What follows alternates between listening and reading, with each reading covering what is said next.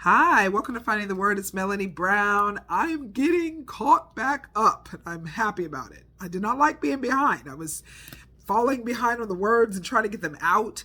Ever since I came back from out of town this weekend and since my birthday, it's just been a challenge. And I'm glad to be back on track. So this is a word from this past week, and I'll get a word, I'll write it down, I have to come back and study it, I'll know what it is that I've got from it, but it just, I just have to address it and deal with it. And this is one of those words. So when I was in Port St. Lucie, Fort Pierce area, one of the mornings that we all had gotten together led to the word hurry. And so the word today is hurry. So one of the people who work with the team and the company that I'm with was coming in for the training. And that morning, someone was in a hurry. And you know how you're on the freeway and people are always rushing. There's somebody weaving in and out and you're just thinking, okay, they're late or they're in a hurry trying to get wherever they're going. And you're thinking you're going to end up with a ticket. And then it slows you down. And I always think about that sometimes. I'll be like, okay, you're in this hurry, but then you can really end up getting slowed up if you get pulled over. Sometimes rushing causes more issue. But she was like, this person was weaving in and out and ended up almost bumping lanes with the person next to them and then kind of swerving out. But when they went to go out, they skidded on the freeway, lost a bit of control, and it would look like they were just going to kind of slide off, thankfully, because it was open on the side of the road near the guardrail. But she said when and everybody else kind of slowed down because they could see it was getting a little dicey up there. But they ended up sliding, she said, off the road. And unfortunately, their truck plowed into a tree that was right off the side of the road, exploded. Everybody kind of pulled over. One man rushed over with a bag to try to help and just ended up saying, never mind to everybody that was trying to come up that the gentleman was gone. So she was really shook up with the fact that she was just watching this person plowing down in a hurry and then gone within minutes. But the word hurry really came to mind for me because I thought, well, gosh, I hate to say it, but it was like he was in a hurry to get out of here. All that I could gather from it was that he was in this rush that led to his full exit. Wherever he was rushing to on this earth was no longer even necessary. Then fast forward, there was another conversation that really sealed it up and is why I was like, okay, I'm coming to hurry today because it's got to be a thing. It was a conversation with one of my adult children. This was just conversation being had about kind of getting out in this world. And a couple of my sons have not been as hurried as others. Everyone's on a different pace and it can look like, well, gosh, you turn 18 or 19 and you got to get on, you got to do this, you got to do that. What are you about to do? And my philosophy is not to rush.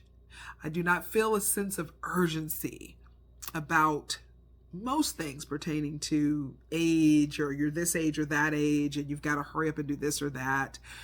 I do not feel spiritually there is a lot of soundness in rushing. And this has just come with time.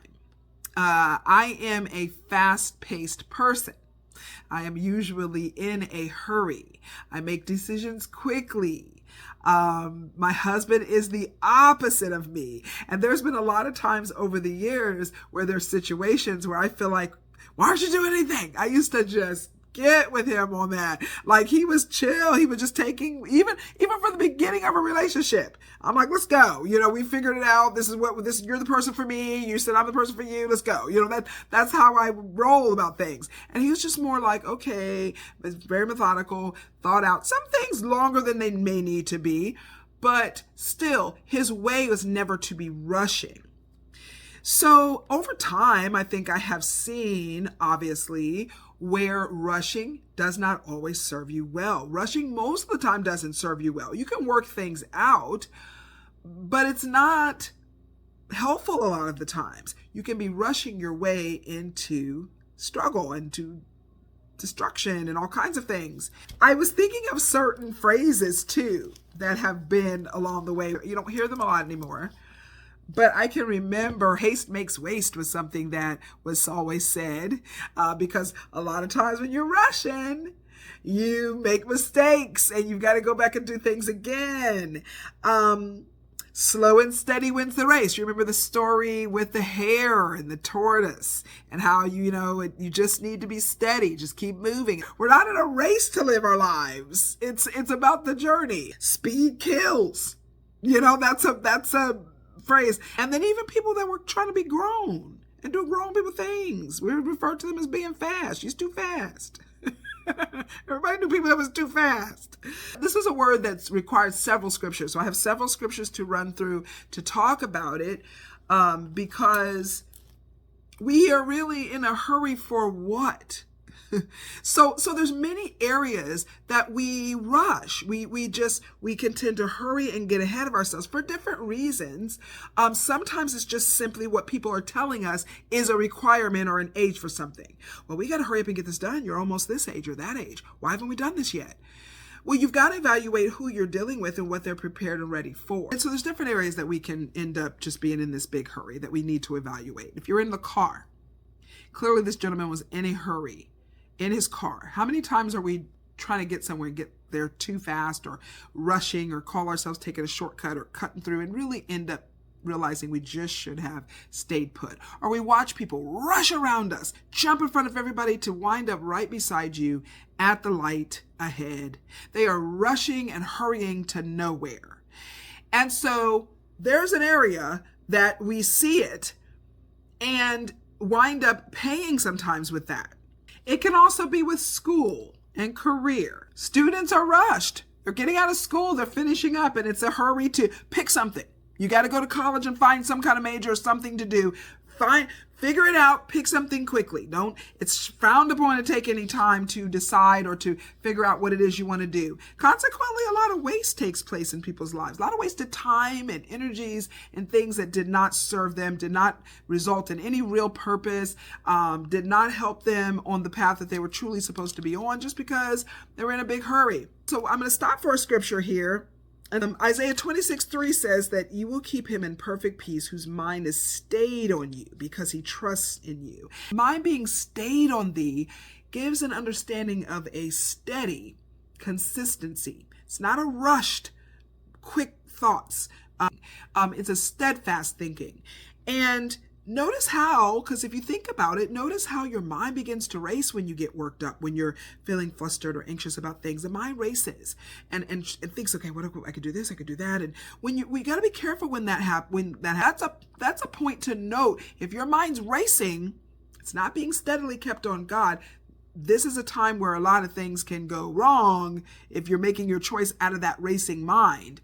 You got to steady it and listen to what it is that is a sound word and a sound mind from the Lord, which was not going to be coming in a crazy rush manner. It's going to be a steadfast, slow, steady way and a soft, still voice.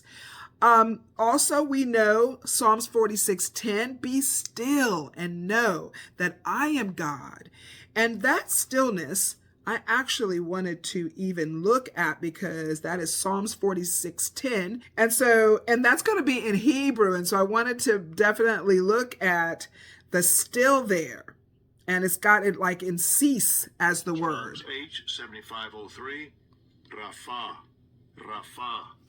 And that is to sink, relax, let drop, to sink down, to withdraw, to abandon, forsake, to let go, so, to show oneself slack, to be quiet.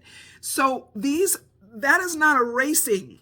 When we are being still and knowing that it's God, that does not mean either that you have to take these things to understand what the Spirit is saying to you, because it's not to be confused with doing nothing in situations where you can do something, or just missing instruction and just being still and saying, well, I'm just going to be still and let the Lord lead here. But you're really just not even being proactive in your life in general ways. No, but they're in situations decisions, especially where decisions need to be made, or you're not seeing where the answers to things are coming, or doors aren't really opening in the way that you think. This is not a time to rush around and try to make everything occur. It's a time sometimes to be still and know that he is God, because he's got something that he's getting ready to do for you, or open doors when he decides or knows the time or specific ways that things need to happen. And so it's okay to then be quiet and still, to withdraw, to abandon, to let go and wait for the Lord to move. In marriage, this is one where people, they just get in their head like, I want to be married, I want to have children. They get locked in. There is no necessarily patience in it. It's not always a wait on the Lord. There's a big rush, especially if you're looking at your age and thinking, oh, I got to get done. I want to be married by this time and this age. And then you can rush into a situation that really needed more time that you didn't give it because you were just wanting things to happen and feeling like they needed to happen in a certain time frame.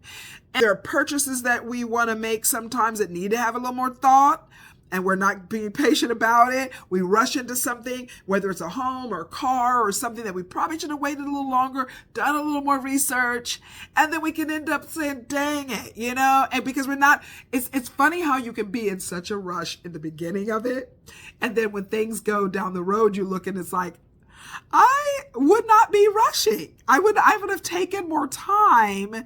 Now that I can look at the situation in hindsight, it feels differently. That urgency can sometimes be gone, and you realize that it would have been served more to have that time given. And then, of course, just being grown. Come on. There's a rush for children to want to be grown. Why? I don't know. Not everyone, but there's things that you feel like grown people are doing, whether it's drinking and sleeping around and things that you feel like grown people do. And they're just wanting to be in this place, just hurrying up. You're 13, 14, 15, wanting to be grown. And then a lot of times once they get grown, you're dealing with grown people things and you're getting grown people problems. There is some reconsideration there. So there is, and then of course, just what comes with it. We are all appreciative of our lives. We're all very excited about the things that God is doing, and there's nothing negative about it. But it's as he leads and the doors open that is not a rush to get to things. And it's important just to evaluate where each of us are as individuals and to move in the steady flow that is as the doors open and as we trust God and as we talk with him and he leads our path. Not for us to bust doors down and be in a big hurry to get to nowhere, because it can lead to destruction. So, and we remember we had a word before, James 1:19, that was being quick to listen. That's one of the only things I've seen when I was looking up the scriptures about being quick, was just to listen. Slow to speak and slow to anger. Remember that? And then Proverbs 19:2 had a nice scripture as well. Desire without knowledge is not good, and whoever makes haste with his feet misses his way.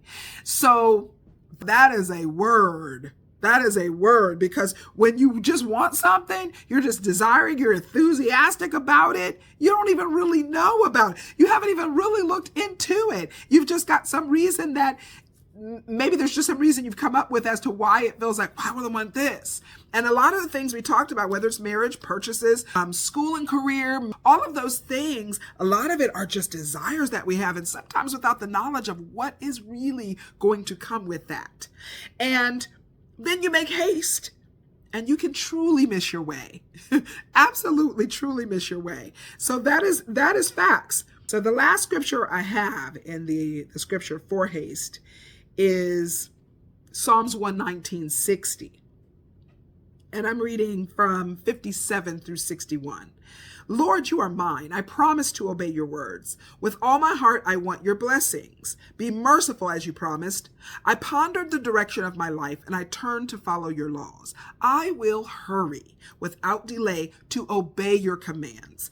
Evil people try to drag me into sin, but I am firmly anchored to your instructions. Now, this is a hurry. This is a hurry that we should have.